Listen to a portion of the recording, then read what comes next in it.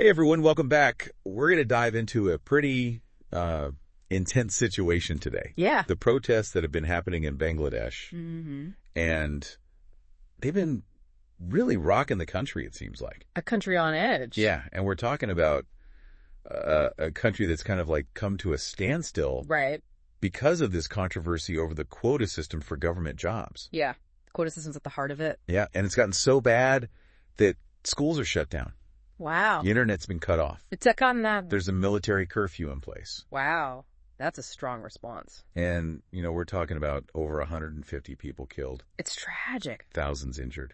Just a devastating situation. And people are even calling their prime minister a dictator. It's really escalated. So a lot of unrest. Yeah. So today we're going to try to understand what is driving this unrest. Right. What are the deeper issues at play? And to help us sort through all this, we have an expert with us today. Well, I'm happy to be here. So, to really grasp what's going on, I think it's helpful to understand the historical context. Yeah, absolutely. So let's rewind a bit back to 1971. Okay. This is when Bangladesh fought a war for independence against West Pakistan. A pivotal moment in their history. And the freedom fighters from that war, they're deeply revered in Bangladesh. Absolutely, like founding fathers. And this quota system, it was initially set up to honor them, right? You got it. In 1972, the government decided to reserve 30% of all public sector jobs, specifically for these freedom fighters. Oh. It was a way to acknowledge their sacrifice and give them some support as they rebuilt their lives. Which makes sense on the surface. Yeah. But I'm guessing things didn't stay that simple. You're right. Things got a little complicated over time. Oh. So that initial 30% quota, it started expanding. In 1997, it was extended to include the children of freedom fighters. Okay. And then so more and more people are being included. Exactly. Yeah. And then in 2010, it was expanded even further to include grandchildren. Grandchildren. Wow. So you can see how the scope of the quota system has broadened significantly. Yeah, I mean, you can definitely see how that could create tension. Absolutely. Right? Like imagine you're a young person in Bangladesh today. You've worked hard, you've gotten good grades. Right. But you're competing for jobs against people who are getting preferential treatment because of who their grandfather was. It creates a sense of unfairness. Yeah, that's got to be incredibly frustrating. Yeah. So when did these problems with the quota system start to really bubble up? Well, it sparked major protests back in 2012-13. Okay. And then again in 2018. So this is not a new issue. Not at all. It's been simmering for a while. But, yeah. And the arguments against the quota system are pretty consistent. Okay. People argue that it's inherently unfair. Yeah. They say it's unconstitutional because it wasn't part of the original founding document of Bangladesh. Interesting. And there are concerns about corruption, with allegations that some people are faking their lineage just to get these benefits. So it sounds like a really messy situation. It's complicated, to say the least. Yeah. So how did the government respond to all of these concerns? Well, in 2018, facing all this pressure, the government actually tried to find a compromise. Okay. They removed the quota system for top-tier government jobs. Interesting. Hoping to kind of appease the protesters. So they were trying to strike a balance? Exactly, trying to find some middle ground. Okay. But there was a group of students from freedom fighter families, Okay. and they weren't happy with this change. Right. They challenged it in the high court. So they felt like their rights were being violated. Exactly. They argued that the government's attempt to remove the quota was illegal. Wow. And guess what? What? The high court sided with the students. Really? Yeah. In June of 2024, the high court reinstated the entire quota system. Oh, wow. So it's back in full force. Back in full force. And that's what really ignited the protests we're seeing today. Exactly. It reignited all those simmering tensions. Yeah, it's like they poured gasoline on a fire. A very apt analogy. So we have the situation where you have one group of people who believe that the quota system is fundamentally unfair.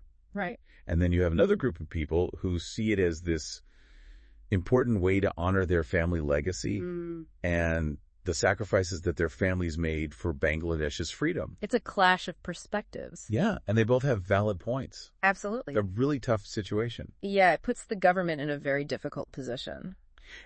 And what are the protesters saying specifically? Like, what are their main arguments? Well, they're essentially saying that in the 21st century, you shouldn't get a job just because of who your grandfather was. Yeah. They believe that the system is rigged against them, and they're demanding a system that's based on merit, not ancestry. Makes sense. They want a fair chance to compete. Yeah, and on the other side, what are the people defending the quota saying? Well, their main argument is about respect and recognition. They say, look, our families fought and bled for this country's independence.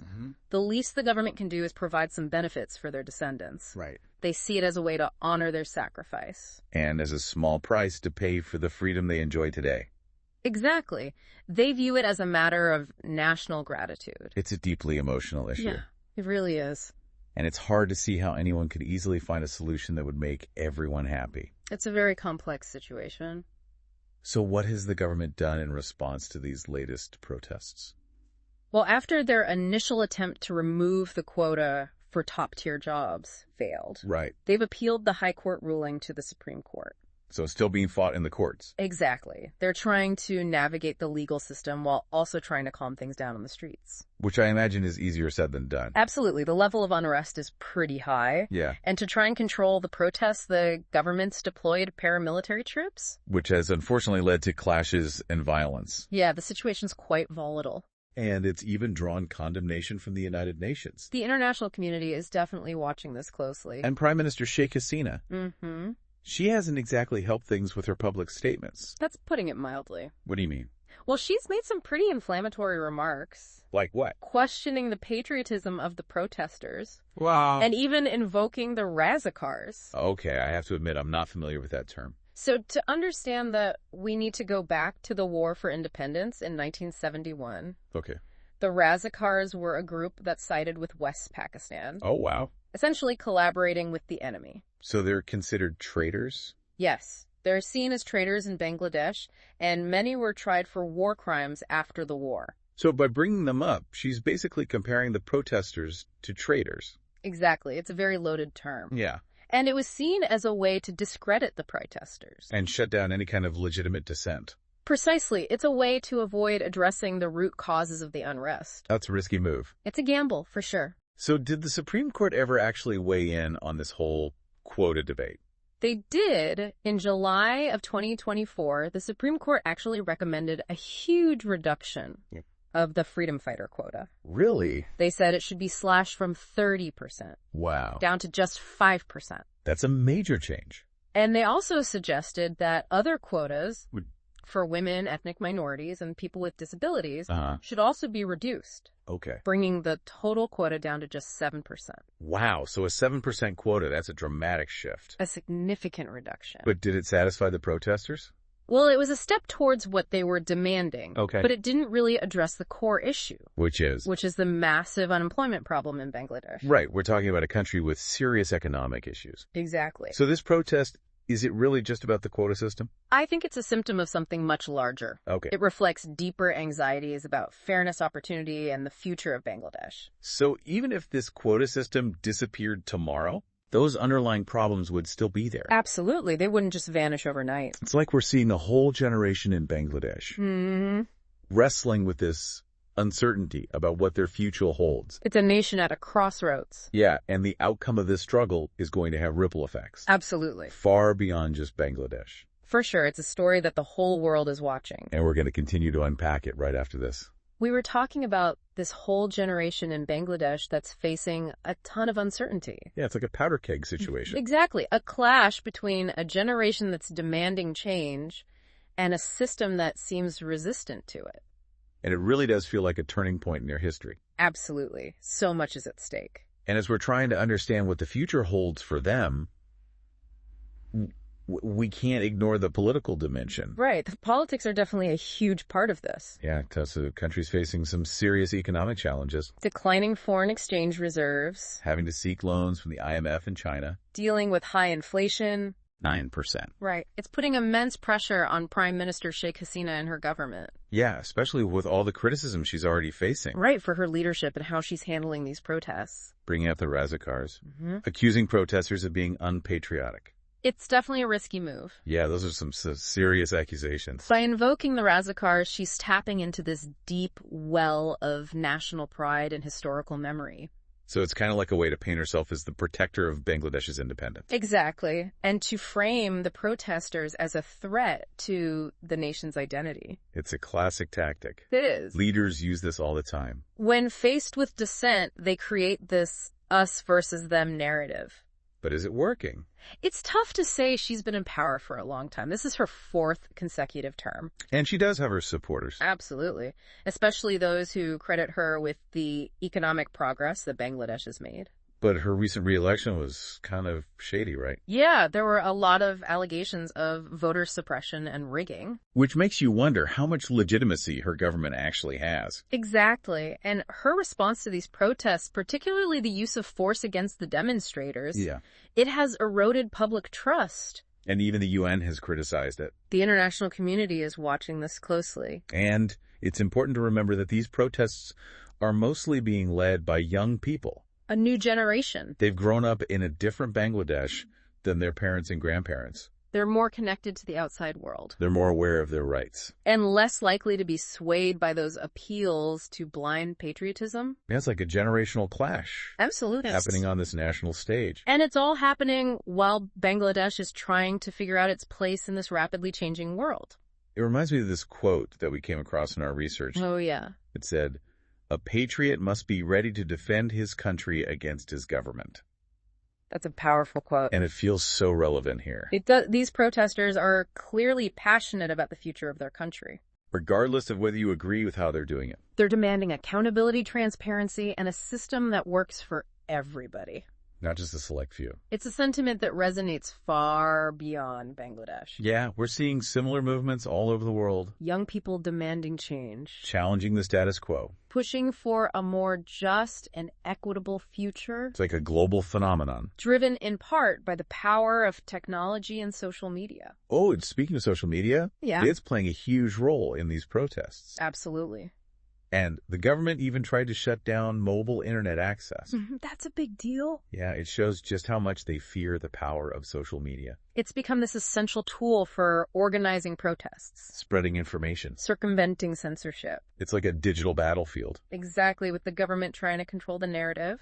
And the protesters finding new ways to fight back. It's a fascinating example of how power is shifting in the digital age. Governments are starting to realize that they can't control information the way they used to. And they're trying to discredit these protests. Yeah, by saying that they're being orchestrated by outside forces.